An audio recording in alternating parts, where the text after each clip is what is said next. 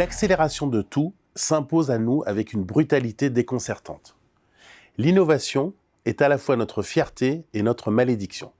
Ordinateurs, voitures, vêtements, tout devient obsolète sitôt sorti de l'usine. Dans cette course effrénée vers le nouveau, notre éthique hédoniste pervertit le besoin en désir, nous rendant perpétuellement insatisfaits et épuisés. Nous sommes devenus de véritables junkies de la nouveauté, manipulés par un marketing sournois basé sur l'obsolescence de style. Bien plus insidieuse que l'obsolescence programmée, cette stratégie pousse les consommateurs à délaisser des produits encore fonctionnels pour embrasser sans cesse le désir de nouveauté. Mais il serait naïf de croire que le problème se limite à des consommateurs insatiables ou à des fabricants sans scrupules. La réalité est bien plus complexe. Les consommateurs cherchent désespérément à suivre le rythme effréné de l'innovation, tandis que les fabricants sont contraints de produire sans relâche pour rester compétitifs. Cette dynamique, maintenue par des prix toujours plus bas et une innovation perpétuelle, enrichit une consommation frénétique et aveugle. Les gouvernements, eux, sont complices de cette dérive en définissant des cadres réglementaires et fiscaux qui favorisent cette surconsommation. Renoncer au progrès technologique semble impensable tant il est ancré dans notre culture et notre économie. Pourtant, il est crucial de questionner ce modèle.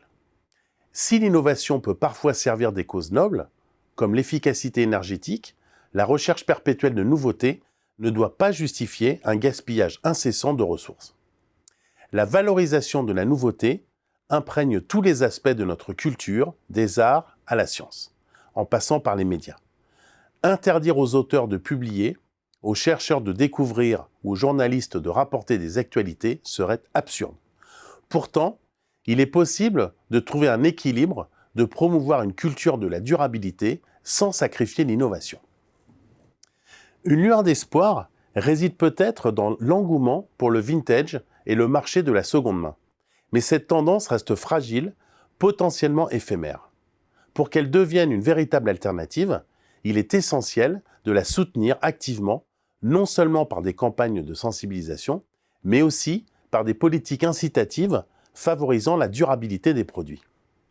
Ce qui veut dire concrètement que nous aurons besoin du marketing pour faire évoluer les imaginaires de consommation.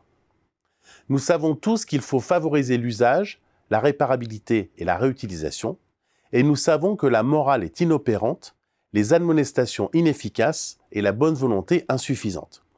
Il est vain de vouloir changer et donc manipuler les imaginaires et les pratiques sans recourir au marketing. Il semble donc raisonnable de penser que le marketing, principal moteur de l'accélération du cycle de production et de consommation, pourrait également contribuer à sa décélération. En d'autres termes, il pourrait se révéler être l'antidote au poison qu'il a lui-même injecté.